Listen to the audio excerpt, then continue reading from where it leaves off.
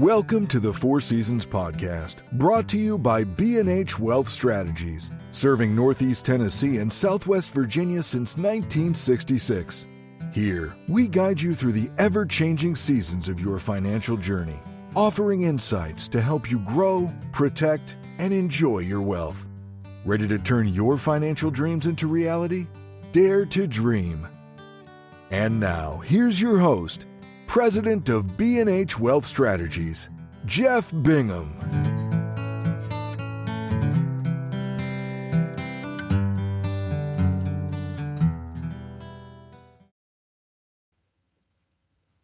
Planning for the future can feel overwhelming. The B&H Wealth Strategies offers a roadmap called the Four Seasons GPS to help guide clients through their financial journey.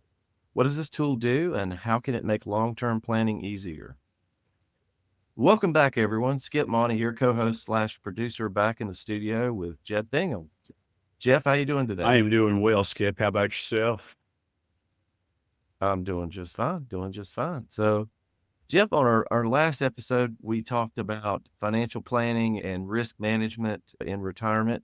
And so I'm pretty excited in this episode to continue that conversation and talk about the Four Seasons GPS, which is a tool that you've told me about in the past. How exactly does that work, and what does it entail? Yeah, this is actually I'm excited about talking about this. This is where we have fun with our clients. This is where we can talk about, we use the expression dare to dream. And this is where, when a client lays out what they want their retirement to look like, how much money they want to have coming in, the travel plans, the bucket list, let's say, of things that have a price tag on. And this is where this retirement GPS tool, we call it your roadmap to financial success, financial freedom.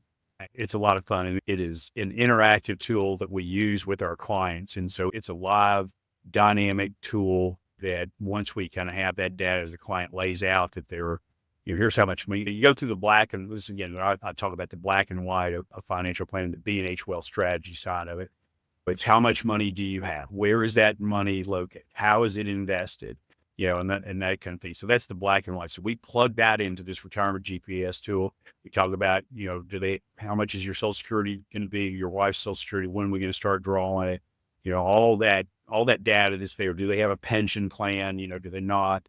And, they're going to work part-time during retirement, all those kind of things. So you just take all of that data, and that just comes, Skip, from sitting down, as I've talked to those three questions for the first, 10 or 15 years for a couple, 60, 65 retire. We basically, people will kind of define these things. And I stole this actually from a client. You would talk about, you've got the early part of retirement is the go-go years. That's where you might have that retirement, that bucket list thing. And then you've got then the next next X number of years might be the slow go years. And then the last part of retirement is kind of the no-go years, right? Where we just can't get out and move around as much. So, the idea and the concept that most people have, and it doesn't always work out this way, is that's those go-go years, you need more money coming in, right? And that's where you talk about risk, you talk about portfolio diversification, and how you're going to drive the engine that's going to make sure that you don't run out of money before you run out of time, but also that money is going to keep pace with the cost of living, right? So, when we talk about somebody, as I said, maybe a $5,000 a month budget that they need, and some of that's going to come from Social Security and some of that's going to come from their investments. The Social Security is typically not going to go up as fast as the cost of living, but we got to build an inflation rate into that, because $60,000 today is not going to be $60,000 10 years from now. It's not going to be $60,000. He's going to need more, right? So if you run at 3% inflation, that $60,000 is going to need to be closer to, to 70, $75,000 to $80,000, over a 10, 12-year time period. So you've got to build that in. And so we plug all that data into this retirement GPS system. We look at their current portfolio. If they're not a client and we're evaluating that, we can put in their portfolios and put it in, whether it's an IRA plan, it's either pre-tax dollars or post-tax dollars, right? Or Roth IRA. So we look at all the stuff that they have, and we plug all of those things into this retirement GPS, and we build in their current asset allocation diversification that we were talking about before. We can also take their client and what they have in the data that we have, X1926 coming forward. So when we're evaluating whether someone has enough money to retire in the lifestyle in which they've grown accustomed to living, and have those 25-year time period, you will run 79 different rolling period analysis to look at. And it will spit out data back to us based on where they are currently. And it will tell us the best time period, the worst time period. Maybe they run out of money in some of those time periods, right? In the worst. And maybe it'll tell you how many times and what time period it might have done that. It'll also give you the kind of the average imbalance.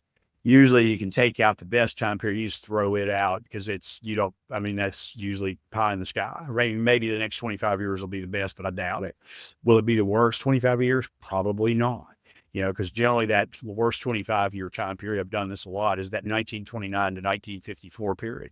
And I'll tell you, just as an aside for people thinking about 1929, when the stock market crashed, right? The great crash, the depression started in October, right? Really at the end of September. And I ask this question a lot. When the market crashed in 29, you know how many years it took for it to get back to its high? From around September 26th of 1929 is where it peaked at that point in time. How many years did it take for it to get back and cross across that peak from 1929? Just a little quiz for everybody out there. It's 25 years. Worst 25-year time period that you can, typically look at. I mean, that's pretty tough. I mean, it really took 25 years for the market to get back from its 1929 peak. It was in 1954. Now, that didn't mean you couldn't make money during those time periods because there was bonds and other things in portfolios, right? So you look at those time periods, and does that mean that no retirement plan would have worked? That's not what that means at all, because again, you can diversify, you do the various things, and we've got other assets that we can own, from real estate to bonds and all the other pieces in the portfolio. But that's as measured by the U.S. stock market. It did take that long to get back. So we're looking at real data that's in there, right? 79 time periods is a lot to look at. When you look at that and really walk away with confidence, right, that when you put together a plan that it's going to work and hold up for a long time period, because you've built in inflation, you're building in tax rates, you're looking at their Social Security benefits, pensions that they've got, their real assets in real portfolios, right? And that either works or it doesn't. And if it doesn't work and you have a low probability, right? If you don't get yourself up to I think you need to be at basically a 90% probability rate of not running out of money before you run out of time. When you build and find a portfolio, I think that's kind of where a comfort level begins to get in. I mean, the goal is 100%, right? Looking backwards, it's 100%. But if you can get to above 85, but closer to 90, I think is where we get to that's a pretty high probability, because most of the time that probability of running out is in that depression era, or is that looming in front of us? I've got a crystal ball sitting here on this desk that's in front of me, but I have no idea. But, I think the tools that we have today to implement from a government and a corporate perspective is a little stronger than it might have been in 29. I don't know. I mean, we've got a lot of debt in this country. Can we really stimulate economies if we do get into a really difficult time period? Coming back to the retirement GPS tool, it is a beautiful tool that we use in here. It is as powerful as anything that I've ever had access to use for clients. When you sit in here with a client and you go through, you can do it live. You can create as many different scenarios as you want to, and you can see them begin to see their retirement, right? We say you want to see it, you want to feel it, you want to taste it, you want to smell it. And that's as close as we can get to before you're actually in it. And then we can also use it in reviews to see how we are, how are we progressing, in our retirement or our steps to get to retirement. Use it in a pre-retirement and accumulation as well. But again, the retirement plan is, and I don't know if I've used this in here before, it's you've got to get up the mountain, right? And that's the accumulation of assets. The working years is kind of, think about it, like climbing Everest. The goal of climbing Everest, you kill one of the spouses off. I mean, that's obviously a conversation that you're having in here. Those are delicate things to talk about, but it's reality. I mean, it's like, if you don't, then why would I be sitting on this side of the table? I mean, we have to talk about, the inevitable, death, and one is going to die before the other. What's the impact if the husband dies first? What's the impact if the wife dies first, right? And so you've got to look at those things, because it does change. the distribution, the needs, all those. If the husband has a pension and it's a single, like only he dies in a, whatever the dollar amount is on a monthly basis goes away, is the wife going to have enough money to live on at that point in time? Do they have some insurance that's going to come into? Are they going to inherit money from a parent that's still alive for them? I mean, so we can put all of that in there. We can do different time periods and think about those things. We can adjust upward or downward the income as they need to. I mean, it really is. I wish we could demonstrate it here, because it really is a beautiful thing that the clients, and they can get, right? That's where you can see them begin to get comfortable with talking about the numbers. It's one thing for me to sit here and I've been doing this a long time, so I can sit here pretty closely, listen to a client, look at the asset base that they have, the age that they are, thinking about their health issues that they may have, their longevity or lack thereof, perhaps. And then they give me a number that they think that they can retire on. And I can identify whether or not I think that's realistic or not pretty quickly. And I can say that to them if I choose to do so.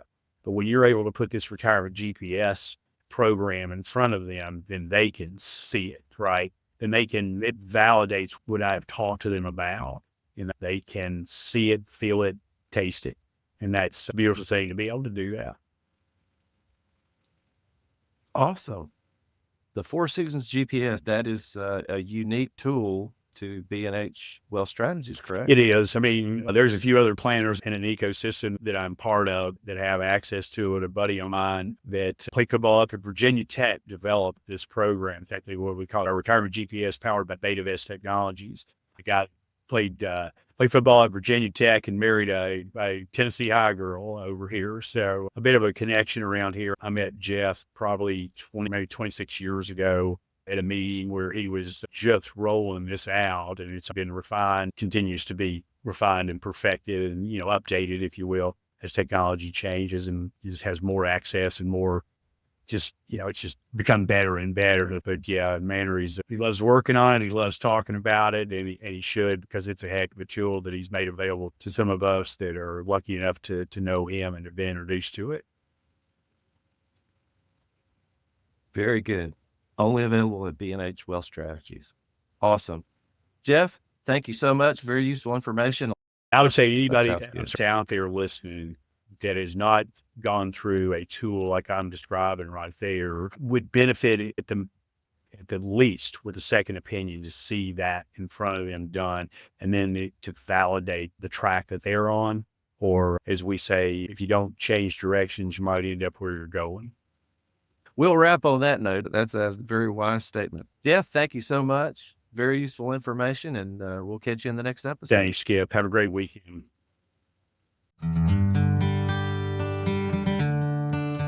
Thanks for tuning into the Four Seasons podcast, brought to you by B&H Wealth Strategies, where your financial success is our priority. Schedule your free 20-minute consultation today by calling 423-247-1152 or by visiting bhretire.com. Take the first step toward making your financial dreams come true. Until next time, remember, every season is the right season to plan for your future. Securities and registered investment advisory services offered through Silver Oak Securities, Inc., member FINRA SIPC. B&H Wealth Strategies and Silver Oak Securities, Inc. are not affiliated.